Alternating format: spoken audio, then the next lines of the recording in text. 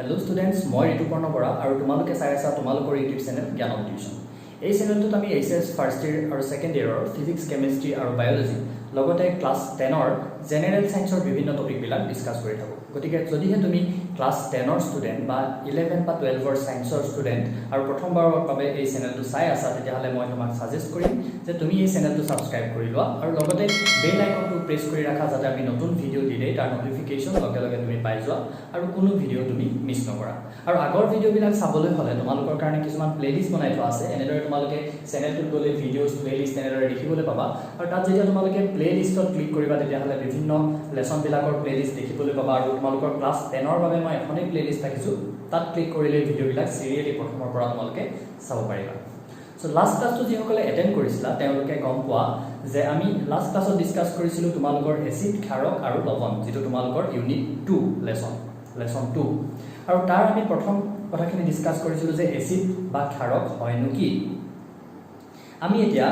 chemistry bitorot nohuma koi rakhayan bigyanot nohuma koi bahira manhar jon hisabe jodi acid ba kharokor kotha koboloi jao tetihale acid kun bilak jibilak tega bostu hebilake hol acid jibilak eta bostu hebilake hol kharok kintu ami hokolo bilak bostu jibhare jukhi kharok ba acid boli kobo noru karon tare kisuman poisonous hobo pare kisuman amar jiva sigiu jabo pare hয়নে gotike কি কৰা হয় কিছুমান সূচকৰ দ্বাৰা হেবিলাক নিৰ্ণয় কৰা হয় হে সূচক বিলাকৰ বিষয়ে আমি পঢ়িলো কিছুমান প্ৰাকৃতিক সূচক থাকে কিছুমান সাংশ্লেষিক সূচক থাকে কিছুমানে ৰঙৰ পৰিৱৰ্তনৰ দ্বাৰা সূচাই যে হেতু বস্তু এসিড হয় নাই ক্ষাৰক হয় আৰু কিছুমানে কি কৰে গুণধৰ পৰিৱৰ্তনৰ দ্বাৰা আমাক এসিড বা ক্ষাৰকৰ বিষয়ে গম পায় বা জানিবলৈ দিয়ে বা আমাক ইন্ডিকেট কৰে যিবিলাক আমি সূচক বুলি কওঁ হয়নে তাৰ পিছত আজি আমি ডিসকাস কৰিবলৈ লৈছো নেক্সট যেটো টপিক আছে তোমালোকৰ হেতু হল ধাতু আৰু এসিডৰ মাজত বিক্ৰিয়া আমি লাষ্ট যেটো লেসন আছিল আমাৰ মানে লেসন নম্বৰ 1 তাৰ আমি এটা কাৰ্যকলাপ আছিল কাৰ্যকলাপ 1.3 যেটো কোৱা হৈছিল যে জিংকৰ টুকুৰা কেইটামানৰ লগত কি দিয়া হৈছিল লঘু হাইড্ৰক্লৰিক এসিড বা সালফিউৰিক এসিড দি এটা আমাক পৰীক্ষা কৰিবলৈ দিছিল আৰু সেই পৰীক্ষাতে আমি তাতে দেখা পাইছিলো যে তলৰ পৰা কি হৈছিল গেছৰ বুদবুদনি কিছুমান ওপৰলৈ ওলাই আহিছে এটা তাৰ লগতে ইয়াত আৰু এটা বস্তু এড হ'ব এতিয়া সোৱা ধাতু আৰু এসিডৰ মাজত যদি বিক্ৰিয়া হয় তেতিয়াহলে উৎপন্ন হয় এটা লবণ প্লাস হাইড্ৰোজেন গেছ উৎপন্ন হয় তাৰমানে আমি কি গম পাইছো আগৰ লেসনত আমি কেৱল গেছৰ উৎপত্তি হৈছে বুলি গম পালতে হৈ গৈছিল কিন্তু ইয়াত আমি গম পাব লাগিব যে কি উৎপন্ন হয় ধাতু আৰু এসিডৰ মাজত বিক্ৰিয়া ঘটিলে সদায় হাইড্ৰোজেন গেছ আৰু লবণ এটা উৎপন্ন হয় এটা ইম্পৰ্টেন্ট কথাটো হল বা ইম্পৰ্টেন্ট কোৱেশ্চনটো হল এনে ধৰণে আহে যে ধাতু আৰু এসিডৰ মাজত বিক্ৰিয়া ঘটিলে যে হাইড্ৰোজেন গেছ উৎপন্ন হয় সেই কথাটো পৰীক্ষা কৰিবলৈ এটা পৰীক্ষা বৰ্ণনা কৰে প্ৰশ্নটো তেনেকুৱা ধৰণে আহে যেটো তোমালোকৰ কাৰ্যকলাপ হিচাপে ইয়াত দিয়া আছে কিন্তু সেই কথাটো আমি বৰ্ণনা কেনে কৰিম বা বুজিম কেনে সোৱা আমি যদি টেষ্ট টিউব এটাত মানে পৰীক্ষা হল এটা জিংকৰ টুকুৰা কেইটামান লৈ তাত যদি আমি লঘু H2SO4 দিলো হল আছে জিংক তাত দিলো আমি H2SO4 তেলা আমি কি দেখিম ইয়াতে কিছুমান গেছ উৎপত্তি হ'ব গেছৰ বুদবুদনি কিছুমান আমি পৰলে ওলাই যোৱা দেখি এতিয়া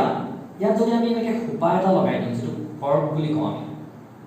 ৰবৰ আৰু কাঠৰ নিচিনা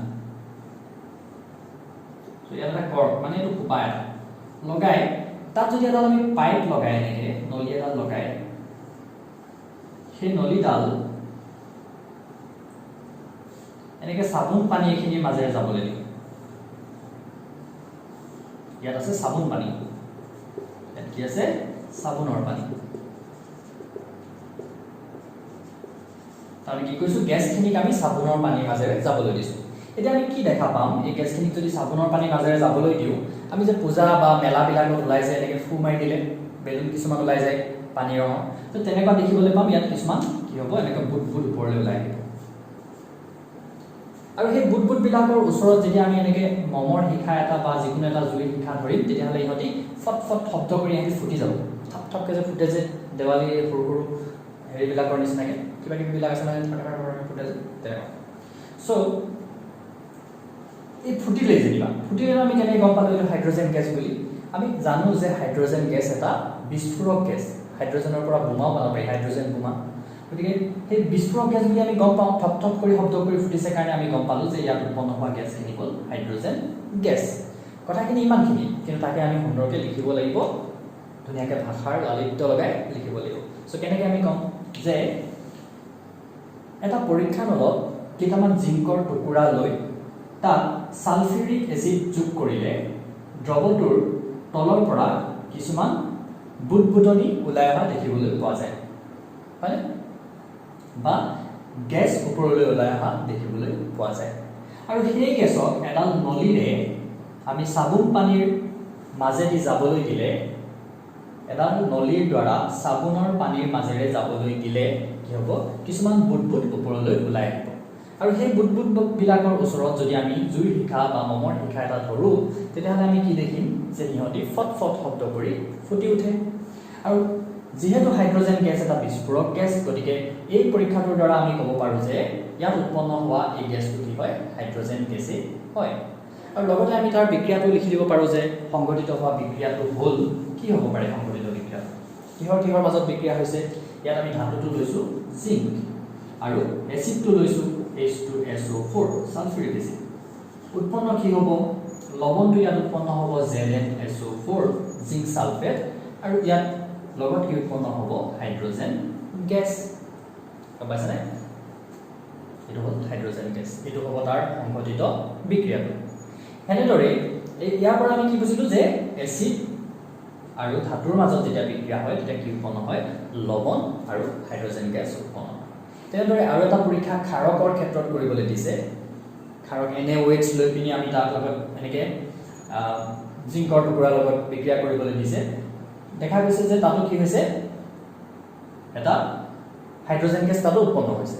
তাৰমানে কিছুমান ধাতুৱে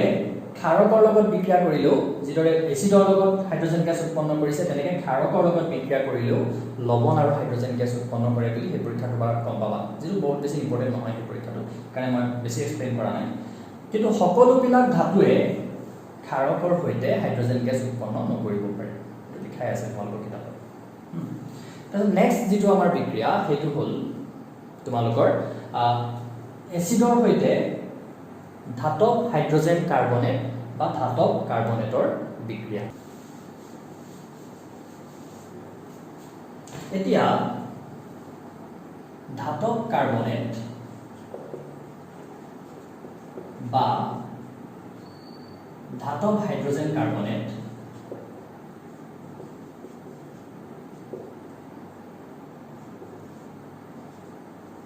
সৈতে যদি ধাতুৱে বিক্ৰিয়া কৰে, তেতিয়াহ'লে উৎপন্ন বস্তুকেইটা হ'ল, এটা লৱণ উৎপন্ন হ'ব, লৱণটোৰ লগতে উৎপন্ন হ'ব তাত কাৰ্বন ডাই অক্সাইড, কাৰ্বন ডাই অক্সাইড গেছ উৎপন্ন হ'ব, আৰু উৎপন্ন হ'ব ইয়াত পানী। লৱণ, কাৰ্বন ডাই অক্সাইড আৰু পানী উৎপন্ন হ'ব। এতিয়া ইয়াতো এটা ইম্পৰ্টেণ্ট কথা হ'ল, ইয়াৰো এটা পৰীক্ষা বৰ্ণনা কৰিবলৈ আহে, গম পাইছানে, ইয়াৰো এটা পৰীক্ষা বৰ্ণনা কৰিবলৈ আহে। ইয়াৰ দুটামান উদাহৰণ আমাক দি থোৱা আছে। ইয়াৰ পৰীক্ষা আমাক বৰ্ণনা কৰিবলৈ আহে, ইয়াতো যে কাৰ্বন ডাই অক্সাইড গেছ উৎপন্ন হৈছে তাৰ কাৰণে পৰীক্ষাটো বৰ্ণনা কৰিবলৈ আহে। হ'ল, এতিয়া কেনেকৈ বৰ্ণনা কৰিম তাৰ এক্সাম্পলকেইটা তোমালোকে চাবা। কেনেকৈ বৰ্ণনা কৰিম, এই বস্তুটো কি হয়, আমি যদি কাৰ্বন ডাই অক্সাইড গেছক যদি আমি চূণ পানীৰ মাজেৰে যাবলৈ দিওঁ, আমি মুখেদি যদি এনেকৈ পাইপ এডাল লৈ চূণ পানীৰ মাজেদি খুৱাই থাকোঁ, চূণ পানীখিনি ঘোলা হৈ পৰে। যিটো আমি বায়'লজিৰ যিটো ফাৰ্ষ্ট লেচন আছে তোমালোকৰ 6 নম্বৰ লেচনটো, তাত সেই পৰীক্ষাটোৰ কথা আছে। মানে আমি যে নিশাহত কাৰ্বন ডাই অক্সাইড এৰি দিওঁ, সেই তাৰ কাৰণে সেই পৰীক্ষাটো আছে, যিটো চূণ পানীৰ মাজেৰে কাৰ্বন ডাই অক্সাইড যাবলৈ দিয়া পৰীক্ষা। Sodium hydrogen carbonate NaHCO3, sodium hydrogen কাৰ্বনেটৰ লগত আমি কি কৰিছোঁ, ইয়াত এচিডৰ বিক্ৰিয়া হ'বলৈ দিছোঁ, HCl। HCl আমি ইয়াৰ লগত ৰিয়েকশ্যন হ'বলৈ দিছোঁ। এতিয়া ইয়াতো আমি দেখিম যে কিছুমান গেছ বুটবুটাই ওলাই আহিছে। এতিয়া সেই গেছখিনি যদি আমি এনেকৈ আগতে যিদৰে আমি চাবোনৰ পানীৰ মাজেৰে যাব দিছোঁ, এতিয়া যদি আমি তাক চূণ পানী এইখিনিৰ মাজেৰে এনেকৈ যাবলৈ দিওঁ, চূণ পানী এইখিনি যদি এনেকৈ জুবিয়াই দিওঁ, তেতিয়া আমি তাত কি দেখা পাম, চূণ পানীখিনি জুবিয়াই দিলে এই চূণ পানীখিনি ঘোলা হৈ পৰিব, অলপ সময়ৰ পিছতে এইখিনি ঘোলা হৈ পৰিব। আৰু চূণ পানী ঘোলা কৰা বস্তুটো কি, তাত কি উৎপন্ন হ'ল, তাৰমানে চূণ পানী মানে আছিলে আমাৰ কেলছিয়াম হাইড্ৰক্সাইড, আৰু চূণ পানী ঘোলা হৈ যিটো বস্তু উৎপন্ন হ'ব সেইটো কি হয়, কেলছিয়াম কাৰ্বনেট। ইয়াত যেটো লবণ উৎপন্ন হ'ব তাৰমানে হেতু হ'ব ক্যালসিয়াম কাৰ্বনেট কোন ভালকে কৰিছো কথাটো আমি সোডিয়াম হাইড্ৰোজেন কাৰ্বনেট আৰু হাইড্ৰক্লোৰিক এসিডৰ যদি বিক্ৰিয়া হ'বলৈ দিও তেতিয়া দেখা পাম যে কিছুমান গ্যাস উৎপন্ন হৈছে বিক্ৰিয়াটো গ্যাস উৎপন্ন হয় এটা বিক্ৰিয়াটোত উৎপন্ন হোৱা গ্যাসখিনি এডাল নলীৰ মাজেৰে বা নলীৰ দ্বাৰা চুন পানীৰ মাজেৰে যদি আমি যাবলৈ দিও দেখা পাম যে চুন পানীখিনি কিছু সময়ৰ পাছত ঘোলা হৈ পৰিছে অৰ্থাৎ কি হৈছে চুন পানী ঘোলা হৈছে মানে তাত ক্যালসিয়াম কাৰ্বনেট উৎপন্ন হৈছে আমি জানো যে চুন পানী অৰ্থাৎ ক্যালসিয়াম হাইড্ৰক্সাইডে যদি কাৰ্বন ডাই অক্সাইডৰ লগত বিক্ৰিয়া কৰে যেটো বিক্ৰিয়া আমাৰ এই লেসনটো আছে আমি আগৰ লেসনটো পাইছিলো মানে বিক্ৰিয়া কৰিলে কি উৎপন্ন কৰিব ক্যালসিয়াম কাৰ্বনেট উৎপন্ন কৰিব বা কি কৰে কাৰ্বন ডাই অক্সাইডে চুন পানী ঘোলা কৰে হেতু কাৰণে আমি এই পৰীক্ষাটোৰ দ্বাৰা নিশ্চিত হ'ব পাৰিলো যে ইয়াত উৎপন্ন হোৱা যেটো গ্যাস এই গ্যাসটো কি হয় কাৰ্বন ডাই অক্সাইড গ্যাস গতিকে এই দুইটা পৰীক্ষা ইম্পৰ্টেন্ট এই দুইটা পইণ্টে পৰীক্ষাৰ কাৰণে ইম্পৰ্টেন্ট প্ৰথমটো হ'ল যে ধাতু আৰু এসিডৰ মাজত বিক্ৰিয়া হলে হাইড্ৰোজেন গ্যাস উৎপন্ন হৈছে বুলি আমি কোনটো পৰীক্ষাৰ দ্বাৰা গম পাব পাৰো পৰীক্ষাটো বৰ্ণনা কৰিবলৈ আহে আৰু নেক্সট আহিব পাৰে ধাতব কাৰ্বনেট বা ধাতব হাইড্ৰোজেন কাৰ্বনেটৰ এসিডৰ সৈতে বিক্ৰিয়া হলে যে কাৰ্বন ডাই অক্সাইড গ্যাস উৎপন্ন হয় আমি কেনেদৰে গম পাব পাৰো সো তাৰ কাৰণে আমি এই পৰীক্ষাটো এনেদৰে বৰ্ণনা কৰিব লাগিব গম পাইছা সো ক্লাসটো কৰি যদি ভাল লাগিলে যদি তোমালোকে বুজি পাইছা উপকৃত হৈছো বুলি ভাবিছা তেতিয়াহলে লাইক এটা কৰিবা আৰু লগতে কমেন্ট কৰি জনাবা আৰু কোনবিলাক টপিকত তোমালোকৰ ডাউট আছে মই তোমালোকক অকল কেমিষ্ট্ৰি টপিক খিনিহে পঢ়াম লেসন নাম্বাৰ 1 ৰ পৰা লেসন নাম্বাৰ 5 ৰ ভিতৰত যিকোনো ধৰণৰ প্ৰশ্ন তোমালোকে মোক কমেন্টত সুধিব পাৰা আৰু লগতে যিমান পাৰা বন্ধু বান্ধৱীসকলৰ লগত শেয়াৰ কৰিবা কাৰণ তোমালোকে যদি শেয়াৰ কৰা যিমান ভিউৱাৰে চাই